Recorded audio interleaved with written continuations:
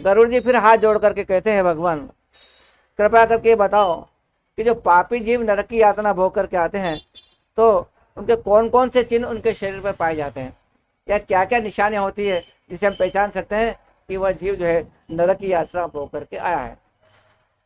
श्री भगवान वाच, ये पापेर्यान्ति याम योनिम पापिनो नरकागता येन पापेम यच्चिन्नम जायते मम तुच्छ्णो। भगवान कहते हैं कि गरुड़, तो नरक से जो जीव आते ना, तो वो उनके पाप कर्म के प्रभाव से, उनके पापों से जो उन्होंने दुख भोगा है, उनके बाद में जब उसको मनुष्य शरीर मिलेगा तो उसके कुछ चिन्ह विशेष होते हैं। मैं तुम्हें बताता हूँ कि जो ब्रह्म हत्या करने वाला जो व्यक्ति होता है वह आजीवन क्षय रोगी होता है, जो टीबी का रोग होता है। और जो गाय की हत्या करने वाला होता है वह अगले जन्म में जाकर के मूर्ख होता है, और तो और शरीर भी उसका कुबड़ा बनता है। यदि कोई कन्या की हत्या कर दे तो कन्या की हत्या करने वाला भी वो पापी अगले जन्म में जाकर के शरीर से कोढ़ी होता है। इस प्रकार के ये तीनों प्रकार के जो पापी बताए हैं ये चांडाल योनि को प्राप्त करते हैं, यानी कि उन्हें कुछ भी अच्छा परिवार, अच्छा समाज, अच्छी जाति नहीं मिलती है, और वह चांडाल योनि यानी नीच जाति में जन्म लेता है। स्त्री घाती गर्भघाती चाहे पुलिंदो रोगवान भवेत, स्त्री की हत्या करने वाला और तो और जो गर्भपात कराने वाला, ये भील होकर के यानी अगले जन्म में जाकर के भील जाति में उत्पन्न होता है। और पर स्त्री गमन करने वाला अगले जन्म में नपुंसक बनता है। गुरु की पत्नी के साथ व्याभिचार करने वाला शरीर से चर्म रोगी होता है। मांस का भोजन करने वाला जो है अगले जन्म में उसके अंग लाल लाल होते हैं, यानी हमें पता लग जाता है कि ये पापी है और इसने पूर्व जन्म में अमुक अमुक पाप किए हैं। जो दूसरों को दिए गए बिना मिष्ठान खाता है, यानी कि जो भी खाओ हमेशा बांट करके खाओ, यानी कि बांट चूट कर खाओ न बैकुंठ में जाओ। ये जो अकेला अकेला खाता है ना, किसी को बताए नहीं, चुपचाप खाता है, तो अगले जन्म में उसके गले में रोग होता है, गंड गंड रोग बोलते हैं उसको। और साथ ही साथ में जब श्राद्ध पक्ष आता है हमारा, तो श्राद्ध पक्ष में हमेशा पवित्रता का ध्यान रखा जाता है, शुद्धता का ध्यान रखा जाता है। यदि हमने शुद्धता नहीं रखी, पवित्रता नहीं रखी और अपवित्र अन्न लेकर के ब्राह्मण को जिमाया या दान दिया, तो वह व्यक्ति भी पाप कर्म के प्रभाव से श्वेत कुष्ठ यानी चित्त कबरा जो होता है, ऐसे उसको चिन्ह शरीर पर हमको दिखाई देते हैं। साथ ही साथ जो गर्व से गुरु को अपमान करे, बहुत से लोग ऐसे होते हैं कि हम गुरु जी क्या जानते हैं, उनसे ज़्यादा तो हम जानते हैं, हम जो पूछेंगे हमारी बात का जवाब नहीं दे पाते गुरु जी, ऐसा करके जो अभिमानी बन जाता है, तो वह उनका शिष्य वो भी अगले जन्म में मिर्गी रोग होता है। जो मिर्गी रोग होता है ना, जिसको चप्पल सूंघाते हैं और जब होश में आते हैं या प्यास सूंघाते हैं, तो वह रोग उसको हो जाता है। वेद की, शास्त्र की, कथा की, पुराण की जो निंदा करने वाला, अरे ये कथाएं हैं तो ये तो कहती रहती है, शास्त्र में तो बहुत सा लिखा हुआ है, ये कोई सही थोड़ी होता है, ऐसे ऐसे करके उनकी जो निंदा करता है उसको पेट का रोग होता है। जो पेट का रोग, जिसको कि हमारी भाषा में पीलिया कहते हैं और संस्कृत में उसको पांडु रोग कहते हैं। साथ ही झूठी गवाही देने वाला, यानी लोभवश पैसे के लालच में हम तो बोलेंगे हमको तो पैसा मिल रहा है, झूठ बोले क्या पैसा तो मिल रहा है क्या, तो ऐसा करके जो गवाही देता है झूठी गवाही, वो अगले जन्म में भगवान उसको उस मुंह से यानी जीवान से उसको गूंगा यानी बोलने लायक ही नहीं रखते हैं। जैसा कर्म करता है तो वैसा फल अगले जन्म में उसको मिलता है। पंक्ति भेद करने वाला, पंक्ति भेद कहाँ होता है कि जहाँ समाज में शादी हो, मौसर हो, और मौसर शादी में जो परोसगारी करने वाला व्यक्ति होता है, तो परोसगारी वाला व्यक्ति को हमेशा न्याय करना चाहिए, यानी कि सबको बराबर परोसगारी करें। लेकिन जिसके हाथ में पात्र होता है तो वो सोचता है कि मैं अपने वाले को, अपने परिवार वाले को, अपने उनकी लाइन में जाऊं और उनको ज़्यादा से ज़्यादा परोस के आऊँ, और दूसरे बेचारे आवाज़ लगाते रह जाते हैं, लेकिन उन्हें जाता नहीं है कि भैया आ रहा हूँ, और फिर दूसरी बार बार अपने परिवार को देता है, तो वो पंक्ति भेद होता है। पंक्ति में लाइन में जो बैठा है सबको बराबर देना पड़ेगा। और तो और प्रसाद बांटने वाला, जो प्रसाद बांटता है ना, कहते हैं प्रसाद बांटने वाले को पाप लगता है। क्यों पाप लगता है कि वो क्या करता है कि उसके पास पात्र है, वो पेड़ा बांट रहा है, देखा अपना परिवार का है तो एक छोड़ के 2 पेड़ा दे दिया है, देखो दूसरा है उसको आधा दे दिया, चलो आगे बढ़ क्या, तो ये पंक्ति भेद हुआ। सबको बराबर दो और इस प्रकार से वो पंक्ति भेद के कारण भी, वो पाप के कारण, और साथ ही साथ में जो पंक्ति भेद करता है ना, उसको वो अगले जन्म में काणा बनना पड़ता है, एक हाथ से काणा होता है। विवाह में विघ्न करने वाला, आजकल बड़ी मुश्किल से संबंध तय होते हैं, और संबंध तय होने के बाद में लोग कहते हैं भाई बताओ मत ज़्यादा, नहीं तो क्या होगा, लोग कहीं ना कहीं पत्थर फेंक देंगे, कहीं ना कहीं कीचड़ उछाल देंगे और संबंध हमारे टूट जाएंगे। लेकिन कुछ लोग ऐसे होते हैं कि जिनको खुशी सहन नहीं होती है, और वो क्या करते हैं कि जब बनी बने प्रीति है, संबंध तय हो गया, तो उसकी कुछ न कुछ कमी निकाल के और परिवार वालों को उचका देते हैं, और वह आए तो संबंध हुआ, लेकिन दूसरे दिन ही टूट जाता है। तो ऐसा व्यक्ति जो है होस्ट रहित होता है, यानी उसके होठ कटे हुए अगले जन्म में होते हैं। पुस्तक को चुराने वाला, जो कोई पुस्तक यानी विद्या की चोरी करता है, वो अगले जन्म में आंख से अंधा बनता है। गाय और ब्राह्मण को पैरों से मारने वाला, यानी कि हमेशा गौ माता का भी सम्मान करना चाहिए, उसको नमन करना चाहिए, न कि उसको पैर से लात मारे। अगर जो ब्राह्मण को गौ को पैर से लात मार देता है, भूलवश ये जानबूझकर, अगले जन्म में भगवान उसको पैर से लंगड़ा बना देते हैं। झूठ बोलने वाला, बात बात पे झूठ बोलता है, वो अगले जन्म में हकला कर बोलता है, यानी कि उसकी जुबान काम नहीं करती। साथ ही साथ झूठ बात को सुनने वाला, झूठ कहने वाले को तो पाप लग रहा है, लेकिन झूठ सुनने वाला भी अगले जन्म में बेरा होता है, वो सुनने लायक भी नहीं होता है। हे गरुड़, ये ध्यान रखें, जो किसी को जहर देकर के मार डाले, यानी विष देने वाला, अगले जन्म में मूर्ख बनता है, और तो और उन्मत्त यानी पागल बनता है।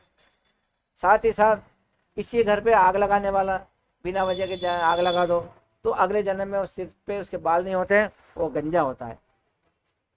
मांस को बेचने वाला अभागा होता है, और दूसरे का मांस खाने वाला भी रोगी होता है। रत्नों का अपहरण करने वाला, यानी किसी के रत्न हीरे जवाहरात चोरी करने वाला नीच जाति में उत्पन्न होता है, और सोना चुराने वाला नक का रोगी होता है। अन्य प्रकार की धातुओं को, यानी चोर, कुल मिलाकर चोरी करने वाला तो हमेशा गरीब रहता है, वो कभी भी धनवान नहीं बनता।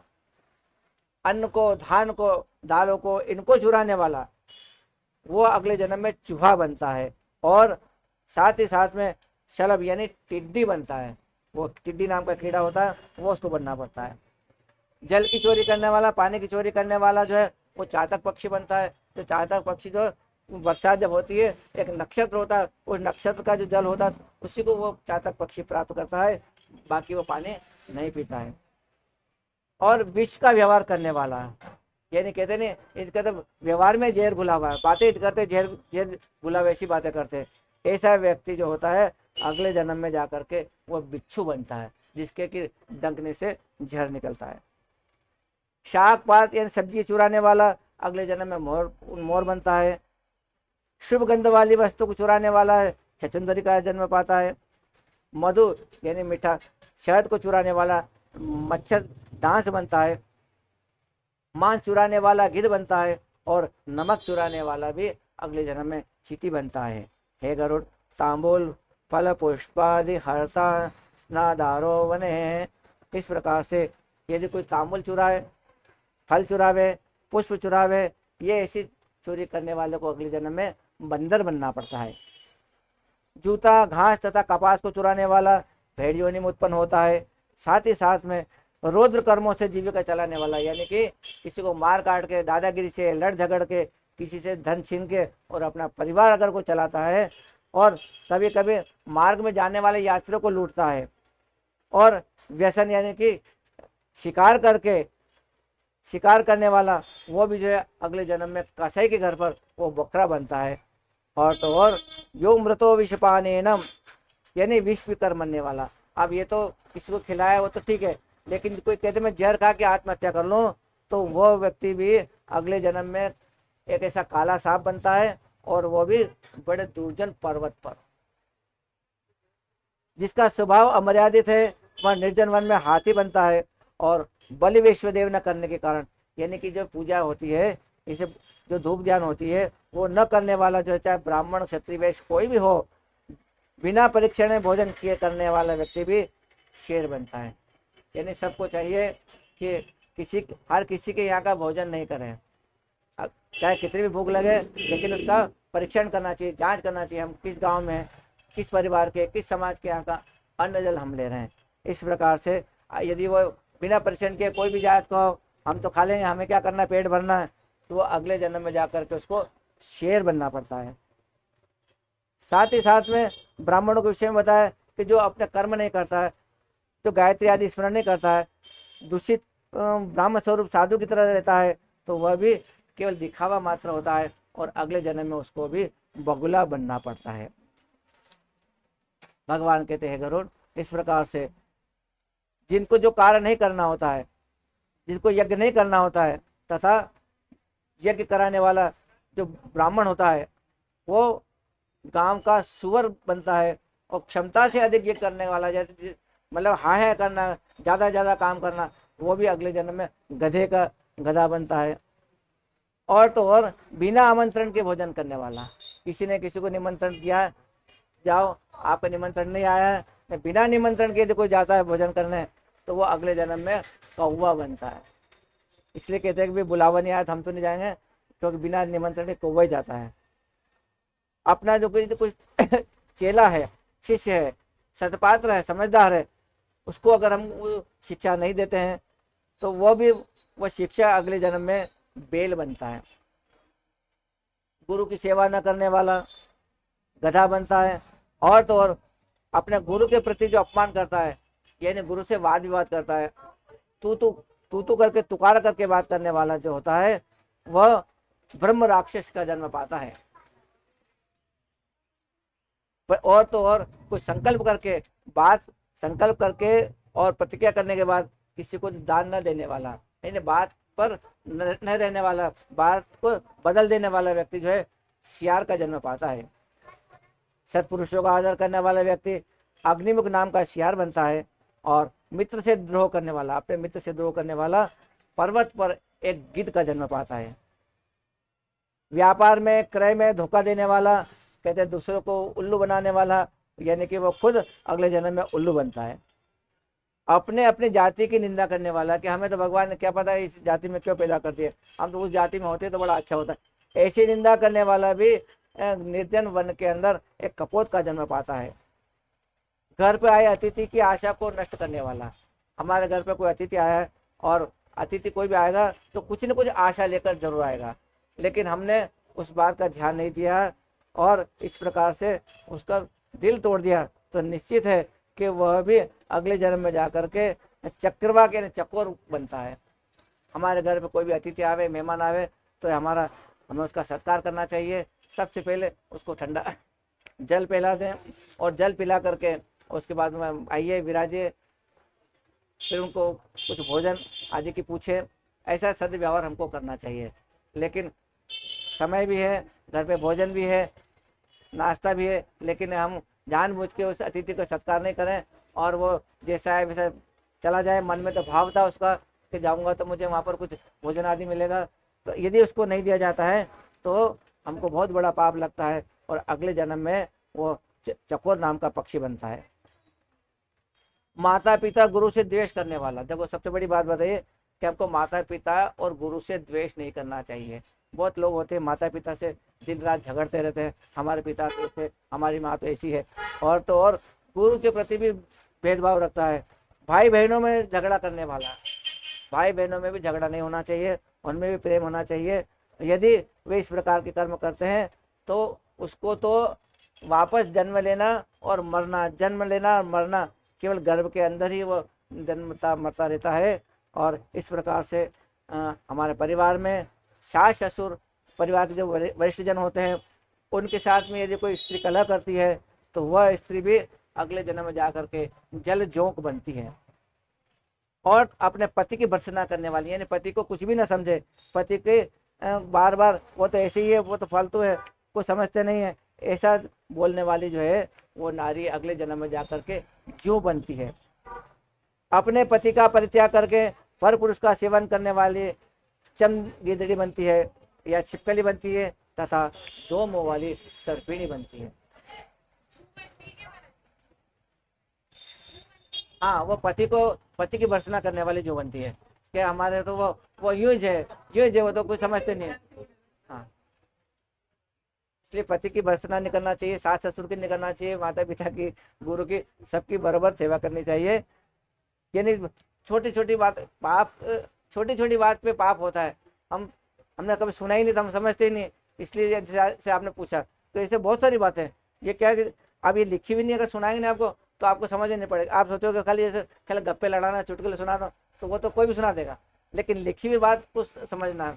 मेरा ये भी प्रयास ये है कि लिखी हुई बात को आप सुनो, मतलब वो तो क्या सुनने में नहीं आती नहीं, इसलिए अटपटी लगती है, और क्या पता पंडित जी ने क्या किया। और हाँ, और कुछ नहीं, कथा तो वही है, कथा में कोई फर्क नहीं है। तो कई प्रकार की जांच पड़ताल करते हैं, हमारे गोद सगोद तो सब पूछते हैं कि भाई गोद तो नहीं कहीं अड़ रही हमारे, तो क्यों क्यों पूछते हैं कि सगोत्री जो होते हैं उनके साथ संबंध नहीं होता है।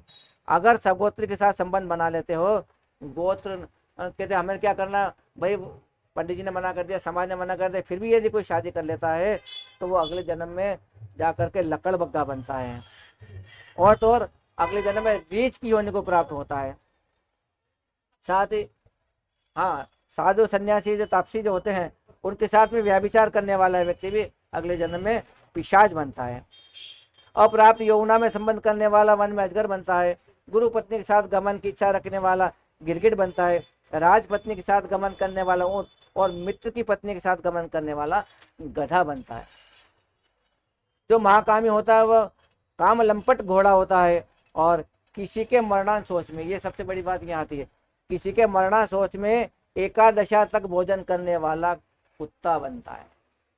यानी पहले दिन से लेकर 10 दिन तक, 12 दिन, 12वां दिन तक का कोई भोजन किसी को करता है तो वो अगले जन्म में कुत्ता बनना पड़ता है। इसलिए लोग 10वें 11वें 12वें का नहीं जिमते हैं, 10वां 11वां 12वां तक का, एकादशा तक। यानी कि जैसे आप अपने परिवार में, परिवार के लिए बात नहीं हो रही है, जिसके परिवार में शुद्ध है वो परिवार की बात नहीं हो रही, दूसरे के में जाकर अपने परिवार तो शुद्ध है, उनको तो जो है वो ऊपर नहीं है क्या। बहुत लोग नहीं कहते हम तो भोजन कर कहीं नहीं जाते हैं, हम 12वें तक नहीं करते, इसलिए लोग 12वें तक भोजन नहीं करते हैं, क्योंकि शासन निकाय को कुत्ता बनना पड़ता है। देव द्रव्य भोग का देवलक। अब देव द्रव्य नाम का जो शब्द है, यानी कि देवताओं के नाम का निकाला हुआ। जैसे मंदिर में आपकी इच्छा हुई कि भाई अभी श्रावण का महीना चल रहा है और हम भगवान शंकर के यहाँ पर हमको अभिषेक करना है, हम दूध दही घी शहद शक्कर प्रसाद ले जाओ और जाकर पंडित जी को दे दो कि पंडित जी हमारा अभिषेक करना है।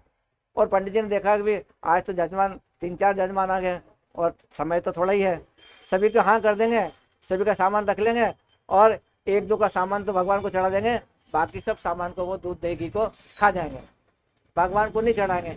तो देवताओं के नाम का आया हुआ दूध दही घी शहद शक्कर यदि कोई खाता है तो वो भी अगले जन्म में जाकर के कहते हैं कि मुर्गे की योनि को प्राप्त होता है। भगवान के नाम की कोई चीज कोई वस्तु देवे तो उसका पूरा उपयोग होना चाहिए, नहीं तो वो मुर्गे की योनि में जाएगा। और तो और जो ब्राह्मण अधम द्रव्यार्जन के लिए देवताओं की पूजा करता है वह भी देवलक कहलाता है। वह देवलक तथा पितृ कार्य के लिए निंदनीय, यानी कि ब्राह्मण जो शुभ कर्म करता है वो 11वें 12वें का भोजन या उसके कर्म को नहीं करना चाहिए। साथ ही साथ कहते हैं भगवान के हे गरुड़, महापातक के संबंध में तुमको बताता हूँ कि घोर एवं दारुण नरकों का भोग करके महापात की व्यक्ति कर्म के द्वारा क्षय होने पर पुनः पुनः इस लोक में जन्म लेते हैं।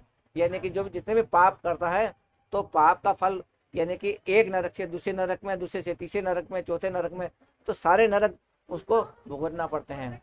जैसे आपको बताया जाए कि कोई कपड़ा है, सफ़ेद कपड़ा है, और सफ़ेद कपड़े पे मान लो दाग लग गया। अब सफ़ेद कपड़े पे दाग लग गया तो किसी को दोगे कि भी इसको साफ करके लाओ, तो उसके पास ऐसी एक भी कोई चीज़ नहीं है कि एक बार लगा देगा उससे साफ हो जाएगा। तो वो क्या करेंगे कि भाई अब क्या करो, दाग है तो कोई उसको गर्म पानी में सोडे से उबालेगा, कोई सरफ से, कोई घिसेगा, कोई रगड़ेगा, कोई पेट्रोल लगाएगा, कोई एसिड लगाएगा, अलग अलग चीज़ें से उसको बार बार प्रोसेसिंग करना पड़ता है, डुबोना पड़ता है। वैसे ही नरक की यात्रा, मतलब एक में डाला, फिर दूसरे में डाला, फिर तीसरे में डाला, जब तक उसके पाप खत्म नहीं हो जाते तब तक वो नरकों की यातना वो जीव भोगता रहता है। अगर श्री कृष्ण गोविंद हरे मुरारे हे नाथ नारायण वासुदेव। श्री कृष्ण गोविंद हरे मुरारे, हे नाथ नारायण वासुदेव। हे नाथ नारायण वासुदेव, हे नाथ नारायण वासुदेव। बोले कृष्णचंद्र भगवान की जय। इस प्रकार से शास्त्र बार बार ये कहता है कि एक नरक से दूसरे नरक में, दूसरे से तीसरे नरक में घूमते घूमते चलते चलते जब वो जीव जाता है तब जाकर वह शुद्ध बुद्ध होता है, और जब शुद्ध बुद्ध होता है तब जाकर के उसको मनुष्य जन्म की प्राप्ति होती है। इसलिए जो है हमें सारे पापों से बचना चाहिए। श्री राम चरण चित धर ले बंदे, काहे को जन्म बिगड़ तोरे। श्री राम चरण चित धर ले रे बंदे, काहे को जन्म बिगड़ तोरे। काहे को जन्म बिगड़ तोरे बंदे, काहे को जन्म बिगड़ तोरे। काहे को जन्म बिगड़ तोरे बंदे, काहे को जन्म बिगड़ तोरे। श्री राम चरण चित धर ले बंदे, काहे को जन्म बिगड़ तोरे। जल में नहा तो जल में धो तो, जल में ही कुल्ला कर तोरे। जल में नहा तो जल में धो तो, जल में ही कुल्ला कर तोरे। वणिकरणी से बन्यो रे काच बो, जल में ही थाला खा तोरे। वणिकरणी से बन्यो रे काच बो, जल में ही थाला खा तोरे। श्री राम चरण चित धर ले बंदे, काहे को जन्म बिगड़ तोरे। उजला उजला कपड़ा पहन तो, पर नारी पर चित्त धर तो। उजला उजला कपड़ा पहन तो, पर नारी पर चित्त धर तो। वणिकरणी से बन्यो रे जनानो, घर घर ताली पीट तोरे। वणिकरणी से बन्यो रे जनानो, घर घर ताली पीट तोरे। श्री राम चरण चित धर ले रे बंदे, काहे को जन्म बिगड़ तोरे। आ तो जा तो कचेरी चढ़ तो, झूठी गवाही दे तोरे। आ तो जा तो कचेरी चढ़ तो, झूठ गवाही दे तोरे। वणिकरणी से बन्यो रे गंडकड़ो, घर घर टुकड़ा खा तोरे। वणिकरणी से बन्यो रे गंडकड़ो, घर घर टुकड़ा खा तोरे। श्री राम चरण चित धर ले रे बंदे, काहे को जन्म बिगड़ तोरे।